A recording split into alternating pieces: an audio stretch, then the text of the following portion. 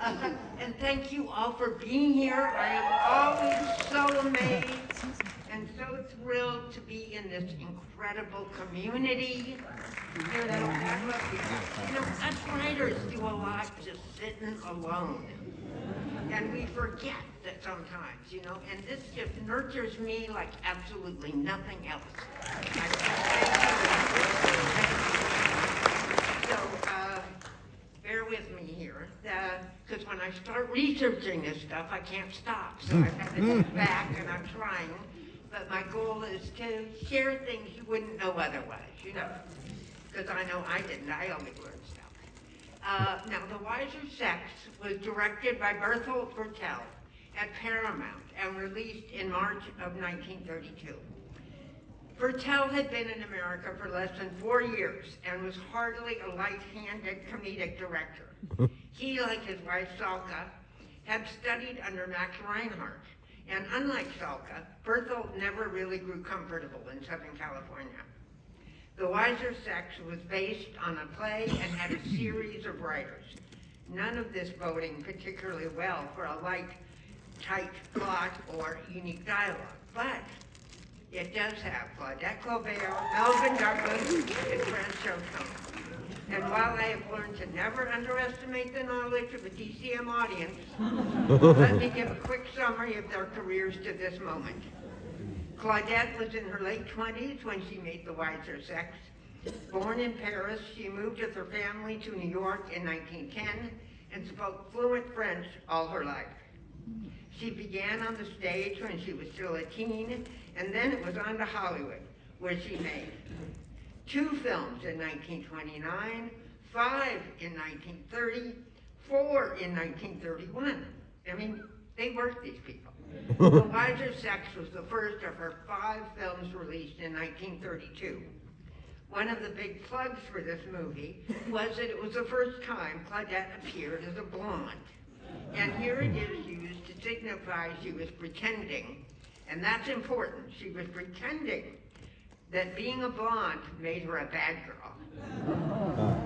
Then we have her co-star Melvin Douglas, who was born in Georgia and started on Broadway in 1928 at the age of 26 and came to Hollywood in 1931, like Claudette and so many others of stage actors, with a voice that could easily move to talkies. The Wiser Sex was his 3rd release film, and he worked close on to continuously in Hollywood from then on, excepting, of course, when he was moved back to the stage while he was gray-listed, or close to blacklisted in the 40s and 50s. He played every kind of character and went on to win 2 Oscars, Best Actor for I Never Sang for My Father in 1971, and Best Supporting Actor for Being There in 1980. I mean, that's one hell of a career. Now, I also want to note, because this is one of my personal things, that he was a proud and supportive political husband. He met the actress Helen DeHagen on the Broadway stage. They married in 1931. Active Democrats all their lives. Helen won a Los Angeles congressional race in 1944. She served 3 terms and then ran for U.S. Senate in 1950 against, yes, Richard Nixon. He said she was pink down to her underwear. And she helped popularize the term tricky dick. It's not ugly. We know how it turned out. But the Douglases stayed married until Helen's death in 1980. They were a devoted couple. Now, The Wiser Sex was Franco Tone's first film. Wow. And he signed at $750 a week in a contract that totally protected Paramount and left him vulnerable at every turn. But he got through it, and he went on to an impressive career. To give you a sense of how fast things moved back then, he signed his contract on December 1st, 1931. Filming commenced 10 days later, and the movie was released in March. Wow. It was also one of the last films made at Paramount's Astoria studio in New York. By late 1931, the Great Depression had circled the globe and hit Hollywood with a bang. ticket sales dropped close to 50%. Paramount was churning out films as quickly as possible, hoping for hits. I'm reminded of when Lucy and Ethel are losing money selling salad dressing, and they claimed it. We'll make it up in volume. It's okay. And Adolf Zucker, who worked so hard to build Paramount into a major studio, took a big tumble. Every studio juggled production, exhibition, and distribution, but nearly 80% of his investments were in theaters. Theaters were real estate tanked. To bring in cash, more Wall Street representatives were brought onto the Paramount board, and soon no one on the board had experience of making films. They just had money. John Hurts of rental car fame had lots of money, loved being on the board, but he had no idea what went into movies. Yet of all the people in the industry juggling to keep their positions in 1931, Will Hays was near the top. Since his appointment at $100,000 a year 9 years earlier, he had framed his mission to the outside world as a protector of the audience. But to the studios, he was their shield against censorship regulations that were popping up like whack-a-mole. Bringing his experience as a political organizer, President Harding's campaign manager, and his role as a bag man for Sinclair Oil during the Teapot Dome scandal. Oops, I had to throw that in. But seriously, Hays might have looked like a mouse with big ears, but he was a very savvy politician. His first successful attempt at making allies was with newspapers. He knew that their profits were threatened by what the right called salacious and sensational film advertising, especially on Sunday. Well, the papers wanted that ad revenue. Hays managed to keep both studios and critical audiences at bay until conservative churches and women's groups raised their voices to new levels. Hays tried to buy time by creating the Studio Relations Committee headed by Jason Joy, but Joy spent most of his time trying to help them get around problematic situations rather than actually censor the films.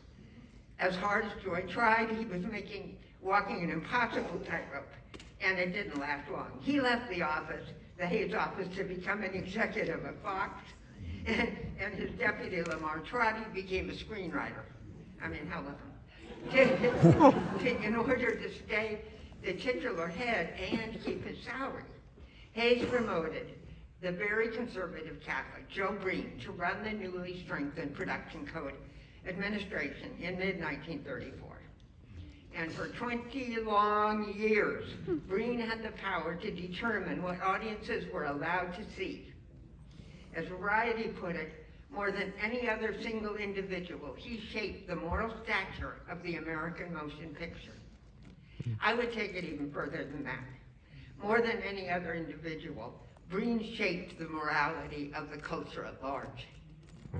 After World War I, movies and cars were a huge influence on Americans. Over 85% of us lived within 15 miles of where they were born. It was movies that opened up the world to audiences who had their curiosity sparked. But Breen slammed that door shut.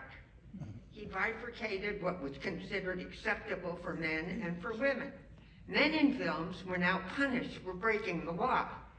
Women were punished for conduct Joe Breen found unacceptable. As it was explained to Harry Cohn, the important thing is to leave the audience with the definitive conclusion that society is not wrong in demanding certain standards of its women, and that the guilty women, always women, I tell you, don't live, through realization of her error, she does not tempt other women in the audience to follow her course. Yeah, right. I don't think I really appreciated the depth of Breen's fearful misogyny and the effects it had on audiences until some years ago, when a woman friend who was a generation older than me, who grew up watching films during the height of code enforcement. She'd also been married for decades and had 2 children.